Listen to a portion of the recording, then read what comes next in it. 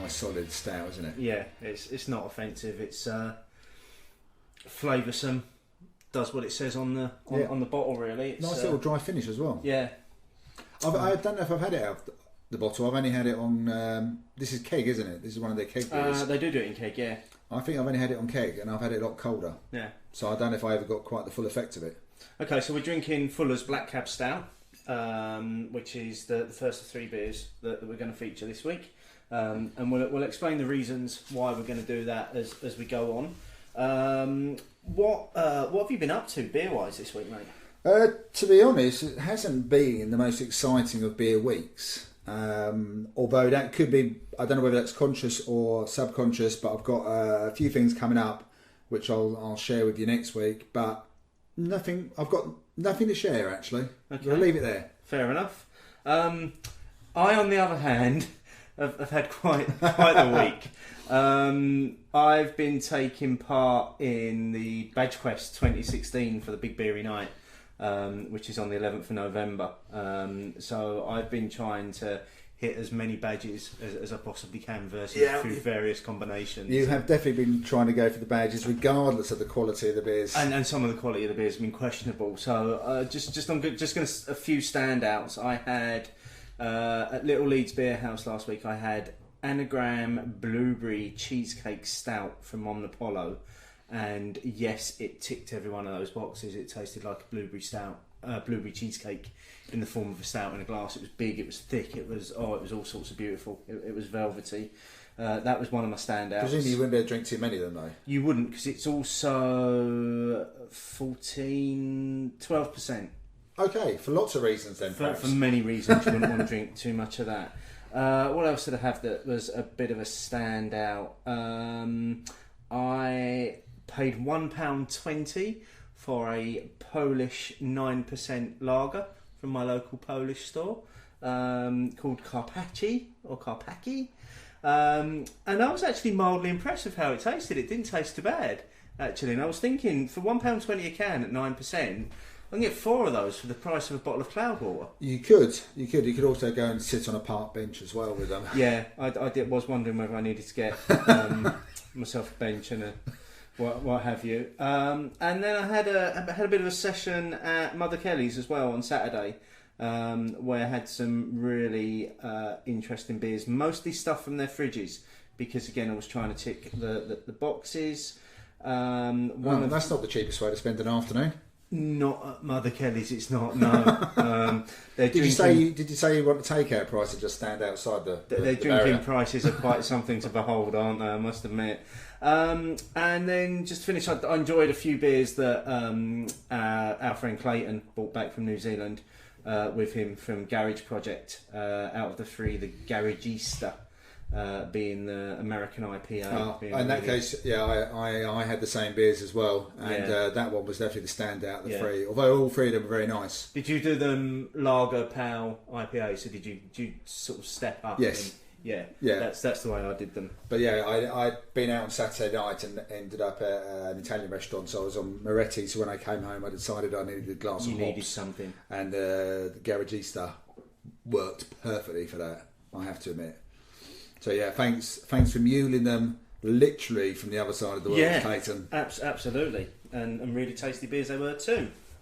So, moving on, let's have a look at this week's news. Got a couple of stories that I want to cover, and some of this links into some bits that we've been discussing on Twitter and some wider discussions that have been taken on. So, firstly, we had the news recently that Marsden's have spent £1 million on modernising their beer to attract younger drinkers.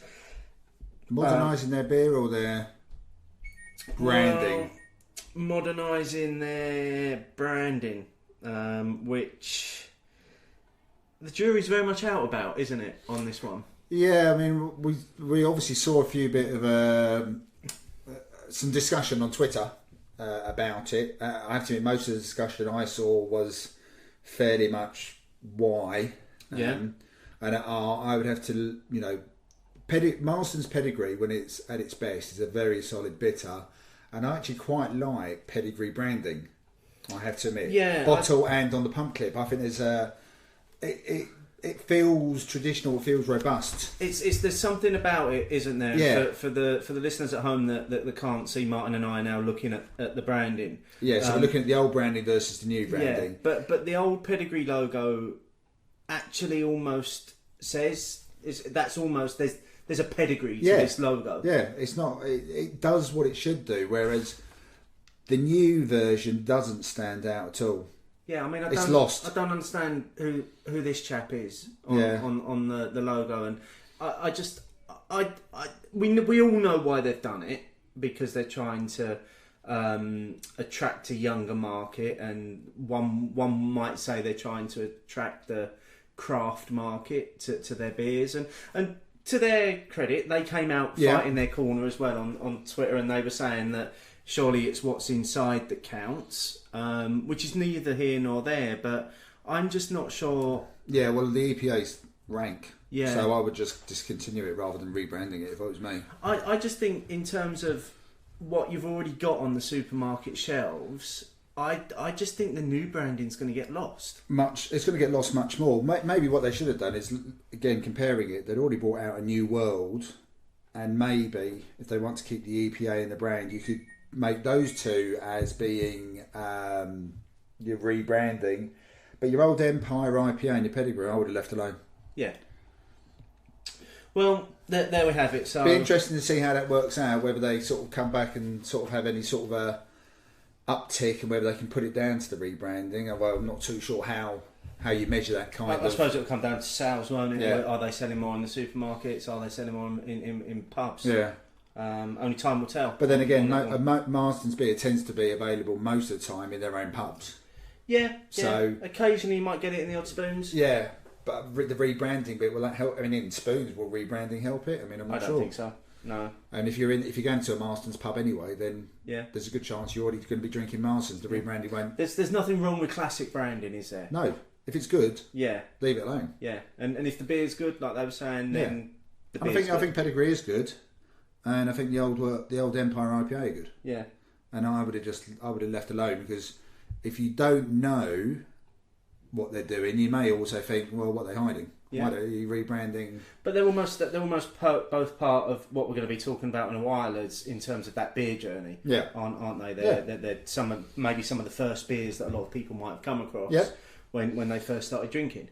Yeah, definitely. So. Be interesting how it comes out, but I will say credit where credit's due to Marston's. They did do their bit on Twitter as well. Yeah, they did engage. They did a good job to justify, rather than just letting people tear them apart. Yeah, which is generally what was happening. Yes. So staying in the domain of one of your favourites, mate, cask beer. With news this week that Sharps are launching a limited edition version of Doom Bar. So they're launching Doom Bar Reserve. Any chance all of it could become limited? It will be available until the end of the year, and it's a 6% warm and more festive flavoured beer. Okay, that's sounding spiced up. I'm worried that what they've done is that they've basically just taken some Doom Bar and thrown a load of spices at it. Be interesting to tell what it's like, because I mean, my dad recommended Abbott's Reserve to me, which I hadn't had for probably decades. Okay. And when I did have it, it is a vast improvement on the standard Abbott's ale. Yeah. So maybe it will be better, but then it will only say to me, then why isn't Doom Bar better?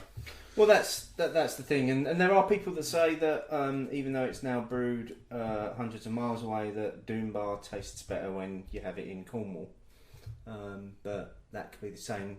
Could be said for Newcastle Brown Ale, tasting better when you have it in Newcastle. Who knows? I guess we can find out on the Crimbo call in December. We can find out. Miles, you have to make sure we get some Newquay Brown Ale. Which actually we haven't mentioned yet on the show, because it's kind of been promoting itself this year. Yeah. We are going to Newcastle. We are on the 3rd of December for the Crimbo crawl. Thanks to Miles and Gary for sorting out what looks like a really interesting route. If you want to join us, you can just go to our website.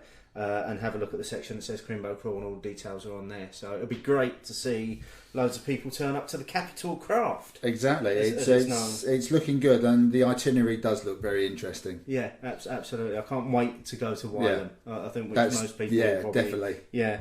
So just finally on the news this week, the Great American Beer Festival has spoken. So at the 30th festival that was held in Denver, Colorado at the beginning of October, basically they've defined what they feel will be the beer trends for 2017. So this is quite an interesting one. So these are the 6 styles of beer that they think are going to be the most popular next year. Number 1, IPAs. Oh, I was wondering when they might make a comeback myself. Yeah, because we're not getting enough of those, are There's no IPAs around.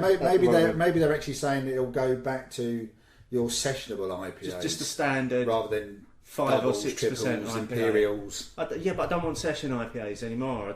I just want a nice, solid 6.5-7% IPA. Well, you do. That's Cannonball, Steve. Well, yeah, maybe. Anyway, next one is lagers and pilsners, which I think we are beginning to see a little bit of a resurgence of already. Sour beers. I would say I think they've already had their year last year. So I'm not too sure I can see them being massive. But I guess maybe, they're talking about, presumably they're talking about for the American market here as well, aren't they? Maybe they're a bit behind on the sours. Maybe. Who knows? I would agree with you. We've had a lot of beers being soured, and a lot of breweries have brought out sours or variations. Yep. From a sour. Well, the next one as well is fermented beer, which is obviously along the same sort of lines. Yeah. You've then got the last two again, very interesting, coffee flavoured beers, which we are beginning to see. A few of them have started up, but there's probably still more room for those ones. But there are, and I think what I'd like to see, having tried a few recently, are more of the PAL coffee flavoured beers. So I had one at Indie Man. I had a coffee enhanced IPA. Wasn't there the year before like a coffee lager from someone? Cloudwater coffee, and that was my beer of the festival. And also recently, and I know you had this as well, Eskimo Joe by Fierce Brewing, which was a PAL coffee beer. I like it. I know you're not a fan of coffee itself. I'm not. I don't mind coffee and beer, but I'm yet to fall into love with coffee per se. Yeah. So if anyone wants to make any tea infused beers or a few more of them, I know there's a few out there. I was going to say there's enough of those. But I don't. Coffee infused. Well, I think we need a bit more in the tea. Okay, and then the last one is barrel aged beers, which again, no surprise there. So those are trends to watch out for next year. I think I'm not sure they've actually come out with anything too surprising. No, I don't think so. I think they're quite safe bets, aren't they? Those 6 that they've done there. I think the only one that would surprise me would be the coffee flavoured ones, and that's, as I say, if we were to see more of a move towards the pale versions, the coffee lighter coffee beers. But there's no Leicester surprises in there. That's like a very traditional type of top 6. Yeah, I think we could have all written down. Yeah, at least 5 of them. Yeah, easily. I was very surprised to see IPAs in there, but. It's interesting to see where that goes, I suppose, because we do seem to always get a style of the year, don't we? Yeah. This year's very much been double IPAs. Very much double IPAs. Okay, so let's just jump back to the beer that we're currently drinking. So, as I said at the top of the show, we're drinking Fuller's Black Cab Stout, which does actually come in. I wasn't a fan when Fuller's brought out their new shaped bottles, but I really like them now. They're really distinctive. It's taken me a while as well, because I like the other ones. Yeah. And I thought, why have you changed it? There's nothing wrong with it. But yeah, I like the branding as well. I like the labelling. And the label for this one as well. Black Cab Stout. Again, fully saying to everyone, this is London.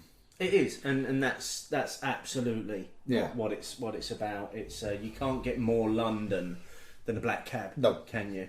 And the reason that we're enjoying this this week is because I got this from my local supermarket. So I got this from my local Morrison's, went in there, had a look on the shelves and picked the beer that I thought was most attractive to my eye at the time. And the reason for that was because this week we're talking about the rites of passage in beer. So the question that we put out to our listeners this week on Twitter. Opinions, opinions, opinions, opinions.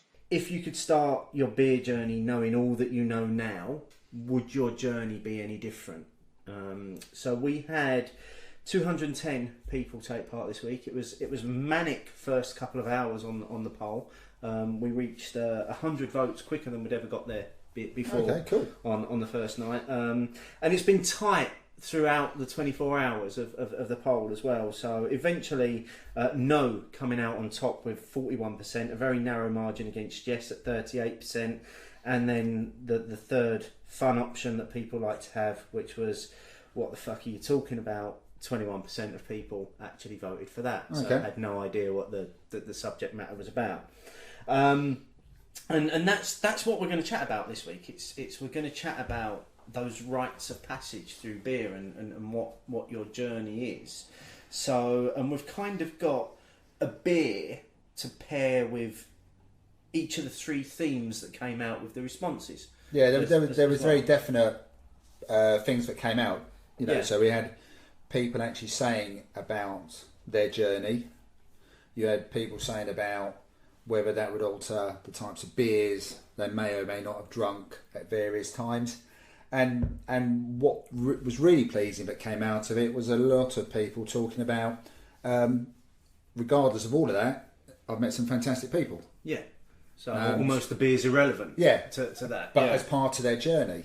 Yeah. I think we can all relate to that, and we'll get to that in due course. So yeah, it's quite interesting, but it broke down into almost three very distinct parts. Yeah. So let's go into some of the views in terms of what people were saying in terms of their journey, and then we'll have a chat about ours as we finish off the Fullers before we jump into the next beer. So Mark at Kelfired said, absolutely, I'd waste less time and money by trying poor macros, but I've still loved the trip to here. And a lot of people were kind of echoing that sort of sentiment as well. Mark Johnson at Mark N Johnson, no, it was perfect. And again, it's one of these things where there did seem to be a bit of a north-south divide. So a lot of people from up north were saying, no, I absolutely wouldn't change a thing. I had this wonderful journey through cask beer to where I am now. Actually, it's a good point. I hadn't picked up on that. But yeah, a few of the conversations that were going on were along those lines. Yeah. So yeah, I can link that back into my one because that was something that bypassed me until you said it then. Yeah.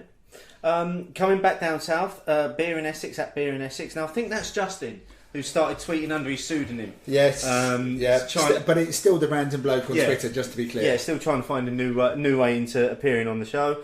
I would hope that I'm still near the start of my beer journey. There's so much more to discover and experience. North by Northeast at NXNY blog. Obviously, but the same could be said of films, music or food. You grow and learn, or you drink only Foster's and watch only Mrs. Brown, which I thought was a great comment. That'd be a lonely night in, wouldn't it? It would, wouldn't it? But what a great comparison. It is a very good comparison to make there. And then Oliver Conningham at Fork and Carrot, absolutely not. That's the whole point of the journey, to learn throughout and to enjoy it, not to fast track to the end, which again I think is a very good observation. Yeah. In terms of this. And then finally, just to finish up on this one, Miles Lambert, knowledge is one thing, the market has shifted massively at the same time, so probably not. And I got my knowledge from following the world's greatest podcast, where the show went, my beer journey followed. and of course he was talking about what we do and what we did before with the Beer O'Clock show.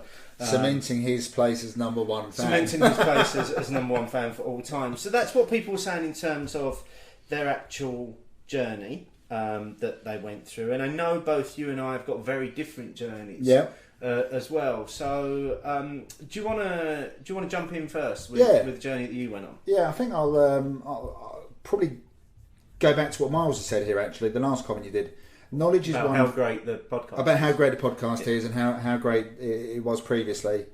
Knowledge is one thing. It's probably a very key point. What I know now, I'm not sure I could have actually used any of it anyway. Yeah. My beer journey started off in Ipswich. We were tolly cobbled tied pubs. So I was either a couple of standard tolly cobbled beers, best bitter. Well, everything looked brown to me then. 1987, everything looked brown if it wasn't cold fizzy lager. The only time that I thought it was different flavours and different colours and different variations is when I went to beer festivals, which again was started in 1987, but I didn't mix and match. Beer festivals, I drank beer, and when I was at my mates, Thursday, Friday, Saturdays, it was lager. There wasn't any hint of a beer journey. Drinking lager was cooler. Drinking lager made me more attracted to the girls, and drinking lager helped me dance. Obviously, all of those things completely failed on all of us. Doesn't it, all of us? My beer journey took a long while. There was a long gestation period. Beer festivals. Started working in London in 1994. That sort of opened my eye to a few other breweries I probably hadn't become aware of. A few of the London ones. 2001 joined Canberra. Then beer started to creep in more and more into my pub life as well. But again, we were still talking, it's real ale or lager. That was all I had. That was it. It was real ale or lagers. That's all I knew of. I hadn't really gone to Germany or Belgium at that stage. So, but real ale was always there, but it wasn't something I went out of my way to seek out unless I was at an event of some kind. And that was usually a festival. And then it sort of, picked a pace in the last 5 or 6 years. Beer club, Untapped, beer bods, bottle shares, blogging, podcasting seemed to have accelerated quite considerably over the last 4 or 5 years. But it was a long period to get there. And I would go back to what Miles said. I know a lot now. And then what Justin said, there's still a lot to find out. But I probably wouldn't change it. It's almost like a couple of things you said there. I'm going to draw the comparison, and I make no apologies for going off on a slightly geek angle here. But I'm going to make the comparison back to the Incredible Hulk film, where Tim Roth's character says, "If you take what I know now and put it in the body of a soldier 20 years younger, I'd be the most amazing weapon you had." Yeah, and it's interesting that I think that's maybe where I was trying to go with this, in terms of we've got all this knowledge now, and yes, it's something else to pick up on there. In the last 5 years, there does seem to have been an absolute surge in terms of the beers that are available and how much is now available, and the places where you can go to drink it, and the ways in which you interact, and all the rest of it. But it's just that, I suppose, if you had the opportunity to go back in time, would you take any different steps on your journey? No, or because do you think that is your rite of passage? It's not so much a rite of passage. It's just that I would be going out with my mates, and we were all of the same mind. If I'd suddenly started banging on at the age of 18, obviously, about different beer styles, different providence and different breweries and stuff, I think the phone calls on Fridays and Saturdays about what time we were meeting would have decreased quite considerably, if I'm being honest. Because there would have been phone calls back then as well, wouldn't there? There was phone calls. You wouldn't have been text messages or, you had to phone. Anything. Yeah, you had to actually get a call, or you had to call up, or you had to remember what time you had agreed to meet the week and before. where. Yeah. So I don't even know even if I could. So say, I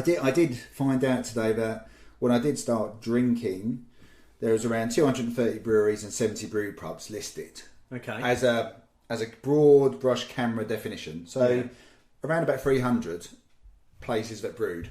Whereas now there's 1,700. And probably brewing exponentially, vastly more styles than they did then as well. Oh, absolutely. So again, even if I knew then what I know now, I'm not sure I could even have put it into practice anyway. Because there was nowhere to get there. No. Like I said, I was going to tied pubs. I wasn't going that far out of my comfort zone with my mates. We went to different places on different nights, depending whether you were out as part of a couple's night, or out with the lads, or just doing something a bit different with work. But you were still going to Tolly Cobble tied pubs. Yeah. And it wasn't really I think my first cask beer that I drank regularly in pubs was probably Tetley. Okay. And that's when it started a bit more. I thought, oh, this is all right, because I was part of the quiz team, and the quiz team was all real ale drinkers. So again, I was early 20s. I was by far and away the youngest of the team. So you sort of want to fit in as well.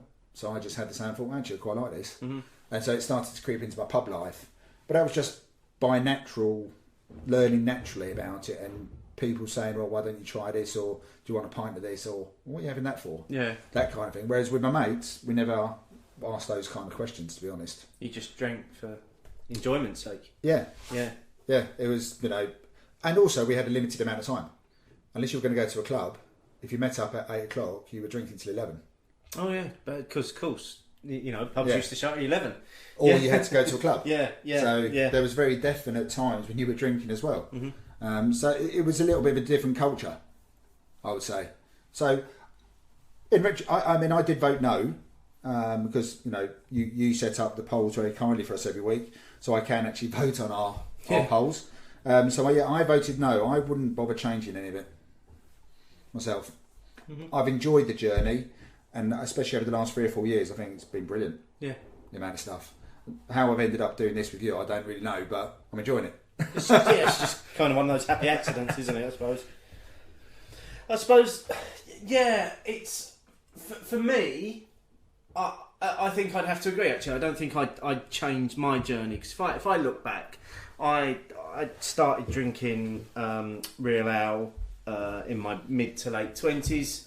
Drank it for a few years, and very quickly got bored of it, because I got bored of having the same boring brown flat beer, and was getting no real variation in there. So I ended up going back and drinking lager, and just going out, and when you were out, it was just a pint of lager or a pint of this one or that one, but it was very much the same. And then I suppose it was about 5 or 6 years ago I started to crave just a little bit more again in terms of flavour, and started going into supermarkets and looking and seeing what was on the shelf and trying different things. So your journeys are different. I never really started looking at the supermarkets as an avenue for discovering beers until I started to get more into the beer scene and realised that, again, because I'd grown up above an off licence, and then I'd seen that off licences sort of died, I'd sort of dismissed other retailers selling alcohol. Okay. So I'd never really looked out. For me, it was always about going to the pub. I hadn't really thought about supermarkets. So I think that's where our journey is very different. I wasn't looking in supermarkets particularly. I might pick one up, but I wouldn't go out of my way. I think the supermarket phase, if you will, was an important one for me, because it opened my eyes to the range of beers that were available. Well, your first season with Mark was fairly much whatever you two could get on the supermarket shelf. Yeah, at the same supermarket for the same show. Yeah. So it was what was available. But that wasn't always as easy as it sounded. No. Because trying to find a Tesco and other supermarkets are available in South London and one in Essex that actually stocked the same range of beers that we both fancied doing, and we very quickly ran out of beers from the supermarket shelves to do. But it was around the same sort of time that we started to see the kind of brewed for type beers appearing in supermarkets. So my first check-in on Untapped was the Scottish craft brewed lager, which everyone knows is Schiehallion. That was from Sainsbury's. I don't think Harvestone do it for Sainsbury's anymore, but that was my first check-in, and it was because of that beer that I actually found Untapped as well. And one could probably say that was the opening of the rabbit hole for me, was finding Untapped. That's definitely part of my rabbit hole moment. My beer journey prior to that was quite gradual. Yeah. And then all of a sudden you're in and you're down the rabbit hole. Yeah, Snyder Weiss was my first one. Yeah. My first check-in. It coincided with me getting my first beer boards box. Okay, cool. So I thought, well, I'll tie in the beer boards bit with sharing it on Twitter, and then you carry on. Yeah. And it becomes all consuming. Yeah, it does. But coming back to the supermarket thing and the reasoning behind starting off with a Fuller's Black Cab tonight was because, as I said, it's a beer that's available in supermarkets. It's quite attractive on the shelves. It's the sort of beer that I would have gone for back at the beginning of my journey in terms of looking at the labelling, looking at who it was by, because back then I would have gone for what I would have called trusted brands. Right. So I would have looked at Fuller's, I would have looked at Adnams.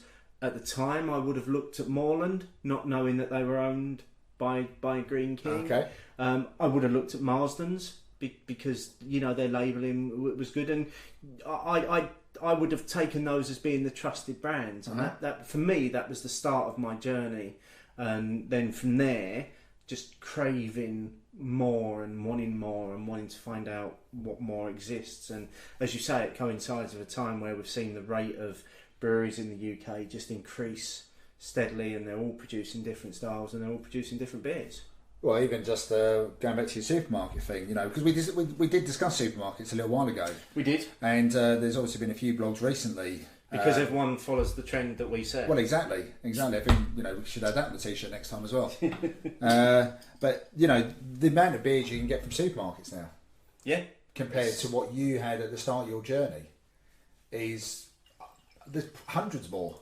Well, if you look at obviously the recent announcement of Tesco Express stocking, almost forgot what they were called then, Brewdog beers. Yeah. A lot more of the Brewdog core range and a lot more of their specials are now available in Tesco Express. We are seeing more and more of it. Yeah, I mean, there's been, like I said, there's been some interesting write-ups recently about it. You've got, again, Mark Johnson, who we referenced earlier, for Beer Complication, has mentioned he did a blog, The Apocalyptic Levels of Beer Purchasing, and wondering whether people were now just going to clear the shelves when you saw Oscar Blues at £1.29 or something. So a very interesting take of what might happen and whether that's affected his buying habits. A similar piece from Brew Geekery from Pete McKerry. Oh, Pete will be happy. Who's been referenced previously. He's got his hat trick. I think he may have a hat trick now as well. Yeah. So Tesco Finest was the heading of his one. And so he mentioned it again, and I think I went back to him on Twitter on this one because until very recently, if I wanted to buy from a shop without ordering online in Colchester, it was supermarkets for me. Yeah. It's only very recently I've had an independent retailer open up. So if any shop is opening their range up, then it's good for me and it's good for other people, and it gives people an idea. It gives people an idea what's out there. And the chances are that if they're only ever going to stick to supermarkets, then it wouldn't matter what else is out there. The counterpoint of that was Matt Curtis's blog, Craft Beers Race to the Bottom, obviously on his Total Ales website, about whether the discount culture in beer is becoming an issue, and we will actually see things starting to suffer. I don't think we're there yet. But I could see... Didn't completely agree with everything that Matt said in that book. I particularly didn't agree, and I understand the point he was making, but I didn't agree with the reference that he made to Thornbridge now doing free delivery online and the impact that would have on independent retailers. Yeah, that one. There were some points in there, and there were some things which made you think. I didn't quite get them all, so it'd be quite interesting to have a chat about that when we next bump into him.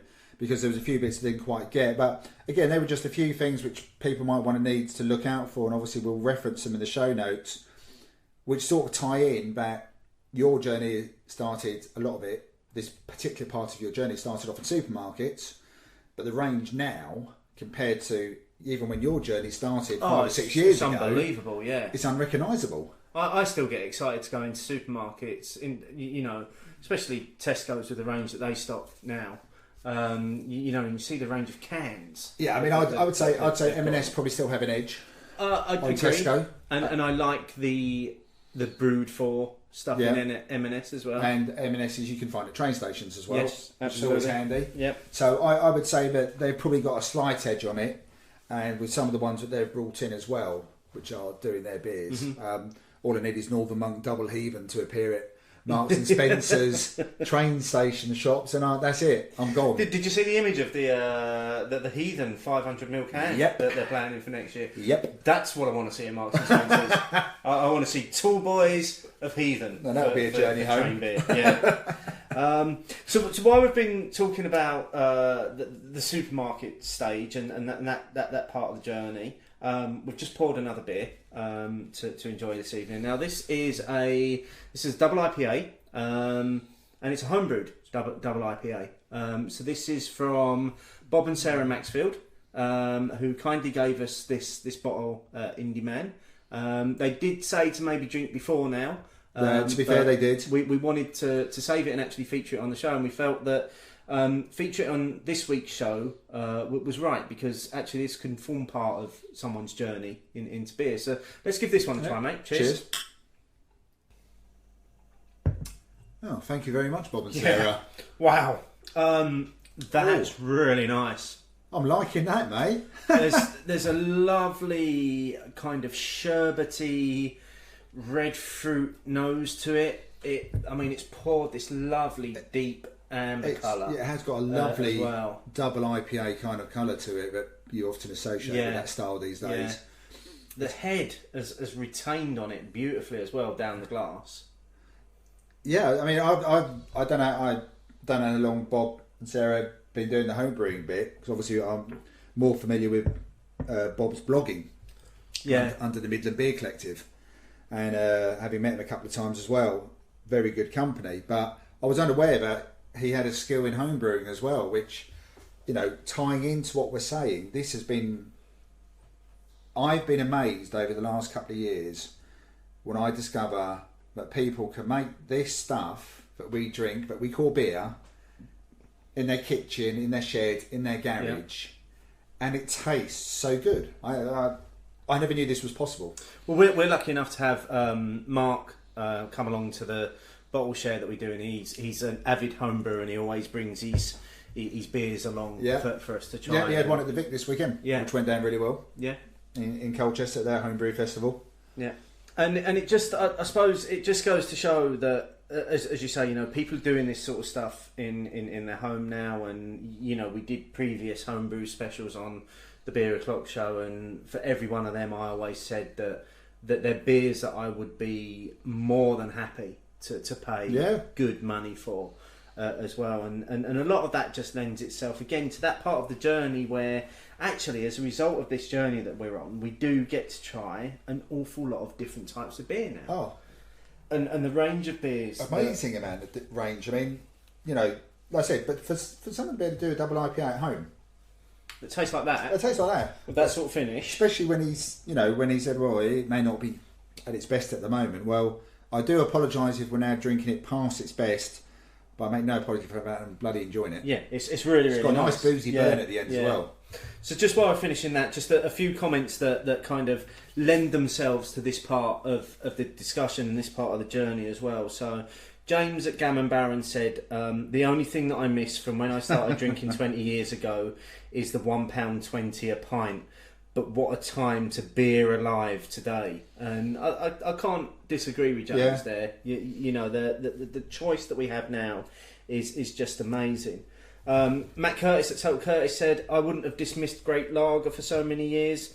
Also, I would have started collecting goose, I can never say that word. Goose and lambics much earlier. Yeah, that's a good point, mate, from Matt, because and a lot of people said that as well. They would have started collecting. I think we all would have liked to have had a Fuller's 1997. Exactly. Yeah, everybody wants one of those in their cellar, don't they? But Yes Al at Yes Al Blogs, my tastes and craving change regularly. One week I want to ingest the hops, next I want a thick and boozy imperial stout, which I can very much understand that. The dark nights have drawn in, and now all of a sudden all I'm doing is I'm craving stout, so I don't want hops anymore, I want dark beer. And then Rach at Look at Brew said it'd be different but not necessarily better. I guess I started on a different set of classics, but all with good memories. And Rach referencing there her beer bringing up in Sussex, I would have thought very similar to yours, being very cask focused on the beers that she would have had available to her. Yeah, cask focused or lager. Yeah. So, going back to Matt's thing, I wouldn't dismiss Great Lager. I didn't realise there was Great Lager for a long time. For me, it was always associated with, it was when I first started drinking, it was less than £1 a pint. Yeah. If I couldn't buy 5 drinks for under a fiver, I was feeling hard done by, and I was thinking I was in somewhere a bit posh and a bit fancy. So, yeah, I didn't realise there was that much great lager until recently, and there are some very good lagers out there completely. And collecting beer, if someone had said to me 5 years ago I'd be collecting beer, you would have gone, what? Cellaring it and saving it. I mean, it sounds like my mum and dad with their China tea sets, they're saving it for a special occasion. I mean, when's a special occasion going to turn up? I think it's a good idea to open that beer. Well, I can remember on the first time I went through that early stage of trying cask beer in my mid-20s. That would have been in the late 90s, and I think I remember buying a bottle of Fuller's Vintage from Sainsbury's at the time and really not enjoying it. And I didn't pour it away, I drank it, but I had no idea back then that actually, had I kept that bottle in my cupboard, it would have been worth about 500 quid now. Well, exactly. It's quite amazing. I quite like Rachel's comment, but it'd be different but not necessarily better. That's probably quite a good point, as well, because you may have gone in a different route, you know, again, maybe going a bit geeky, but going back to the old sliding doors, you don't know where it may have taken you, that route. Bob, just so you know, Steve's finished his already. That was just too drinkable. Carbonation was perfect on it, the right balance of flavours, the right balance of finish. Nice one, Bob. Thanks for letting us have that beer as well. Yeah, Bob, really I like the blogging, but I think you might have to stop. Stop blogging, start brewing more beer. Start brewing more beer. Yeah, and send it to Mid Essex. Yeah, absolutely. So yeah, the type of beer you drink, would you have changed? I mean, you say your beer journey started in the last 6 years, but obviously you drank before that. Yeah. Would you have changed anything? I mean, it's a bit like a band, isn't it? I mean, they start in. You know, you've got some bands which are made these days, manufactured, your X Factors and that kind of stuff. But the bands which a lot of people really have a real strong affection for are those bands which they knew when they were small, and to use a craft-like term, indie. Yeah. You know, and you grow with them.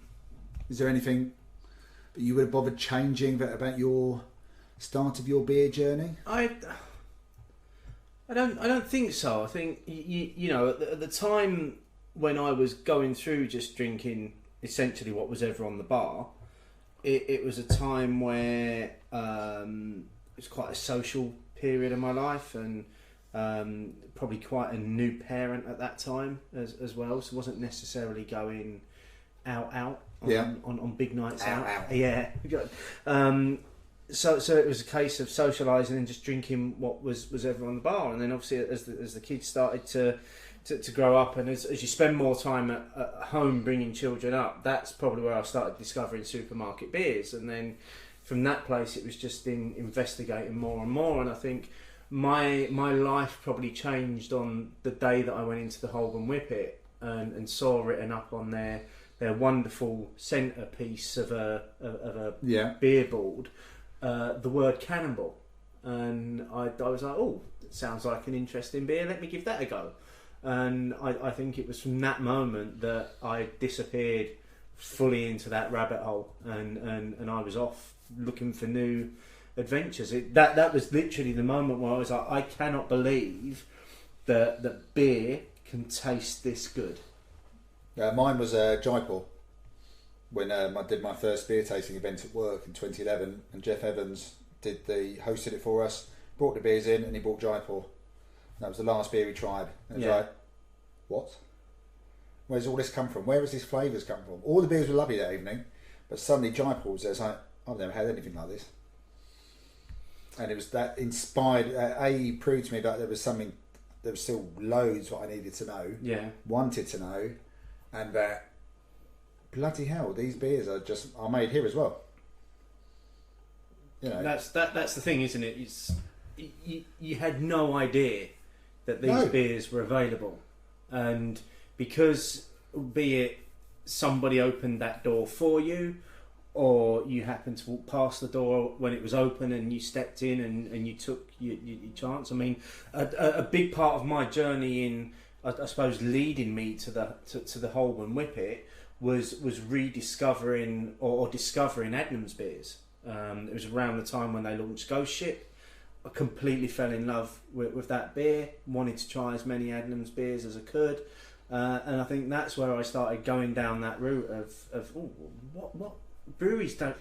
Hang on, they don't just do one beer. They've got a range of beers, and you know, it was a time where I used to work quite closely to the Holborn Whippet, and was able to just go in and see what different beers they had on. So I suppose in terms of places that were an important part of that journey, supermarkets, and then probably the likes of the Holborn Whippet and the Euston Tap, and places in London that were some of those early innovators in serving craft, for want of a better word, and traditional beer side by side. Yeah, which they both do. I mean, I think the cask collection at the Euston Tap is excellent and always well kept and well delivered. Yeah. In fact, some of the best cask beer I've had in London has been at the newer, more modern places. Mm-hmm. Definitely, they do cask really well. They want all their beers to be served the right way, dispensed the right way. Yeah. So yeah, actually that's a good point. You know, places which sort of kickstart you as well. It does, and also people as well, which was kind of some of the comments. Just to finish up on the comments that people fed in from last week.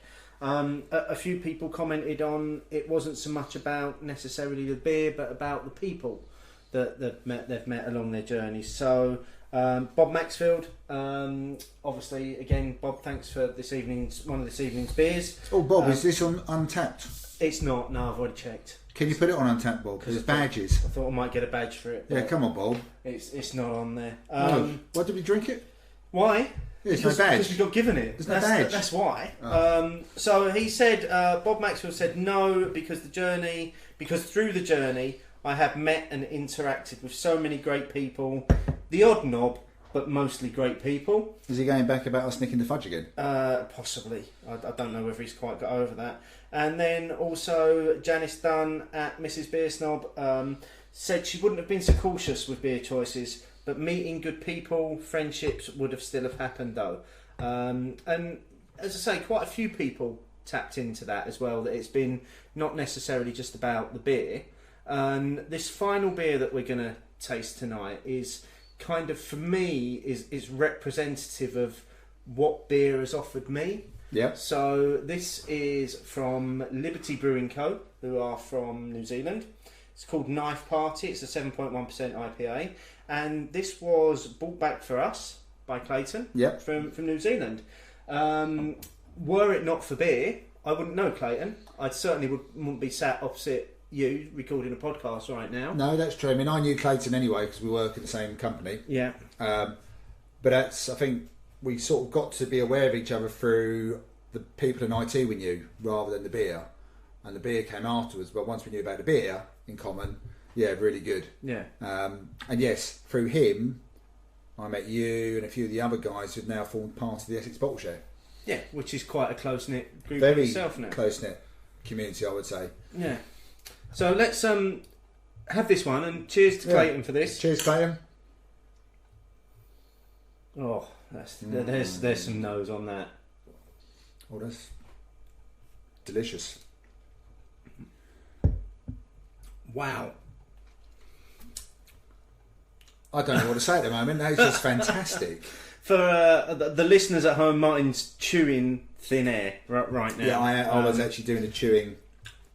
Let's start with what it looks like. I mean, it's as clear as anything. It's crystal clear. Yeah, pale ale clear. Yeah. It's got a lovely white frothy head to it. The aroma is just off the charts. There's mango, there's pineapple in there. It's all the tropical. It's all the tropical, all the citrus, yeah. and then that it comes through on the flavor, and you get this amazing, almost syrupy like feel to it, and it does coat the inside of your mouth, but avoids being cloying. Yeah, it's not cloying in any way, and it finishes so clean. Yeah, really clean, and there's a lovely carbonation as well. Still a little tingle on the tongue, and it just makes you want to pick it up again and again. That is bloody amazing. Thanks, Clay, for muling it halfway around the world again. Yeah. Well, almost all the way around the world for that one. That is fantastic. Cheers for that, mate. Appreciate that. So, just in summary, then, let's just go back to the original question. If you were to go back to the start of your beer journey, knowing everything you know now, would your journey be different? I think we're both agreed on no. No, aren't we? Probably not.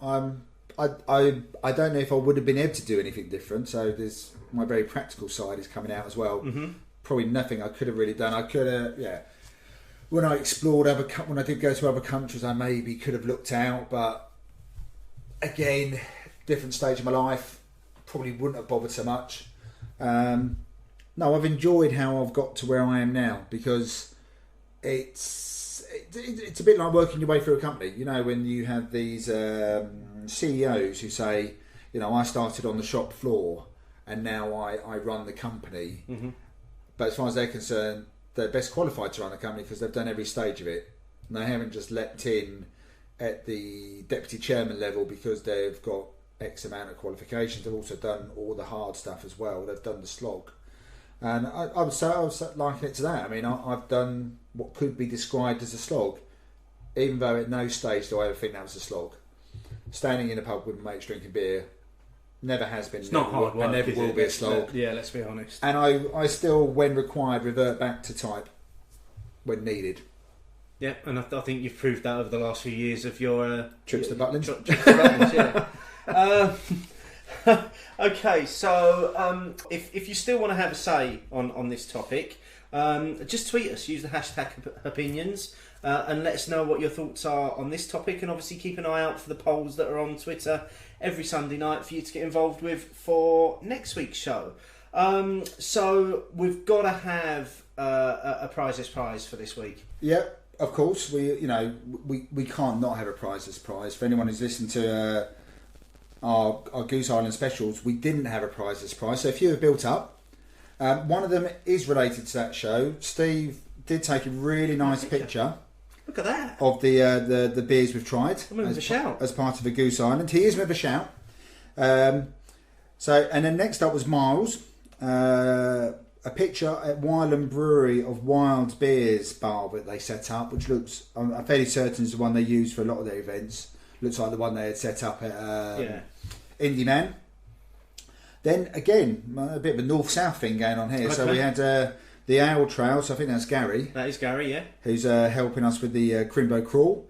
He took a lovely picture of a 4-pack of beer at Exhibition Park. Must be like a hole in the wall looking through into the autumnal vista in the background. Really nice picture. Beautiful, yeah. However, the show has been stolen by previously said Clayton, who decided to take a picture of a beer on a beach in New Zealand.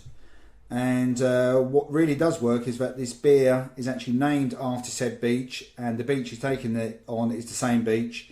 There's no one else, there's nothing else in the background, and this one wins. Once you see the picture, you'll know why it's won. It's a perfect picture. Yeah. And I think I might have jumped the gun by snatching this back from you this weekend and saying I'm giving that the Prizeless Prize. Steve still has control issues, but yeah, it's definitely a fantastic picture. And having been to New Zealand myself a couple of times, I can picture that kind of beach. Yeah. Credit where credit's due, Clayton. When one of us next see you, and I think you're going to be seeing Steve at the end of this week when you're helping out with the big beery night. He'll give you the big box of nothing then. Well, indeed. And, so, congratulations. Yeah, congratulations indeed. So, next week, what are we going to be featuring on next week's show? What beers are we going to do, mate? Well, I had a bit of a look in the cellar earlier, and I picked up some beers from a newish beer shop in Milton Keynes, or just outside Milton Keynes. Okay, from Nobby's we have a Best Bitter, a Pilsner, and an American Pale Ale. It sort of ties in with some bits we've been speaking about next week, but will hopefully work quite well with next week's Hopinions topic as well. Yeah, because next week we're going to ask you... It's one that we've skirted around for a while. And I was intending to skirt around forever. Yeah, but I still don't think we're tackling it head on because it's not something that either of us want to do. But next week's question, so look out for this on the poll on Sunday night, is going to be, do we really need a definition for craft beer? if that one doesn't set Twitter alight for a few hours, nothing will. So make sure you tune in next week. Listen to us drink the Nobby's beers. Try and hunt them down online if you can. Remember, we've got discounts on the website. If you want to check out any of the sites that offer us discounts, have a look. They might have some of the Nobby's beers. But I guess until next week, that's probably enough from us tonight, mate. Yeah, I reckon. Yeah. Cheers. Cheers.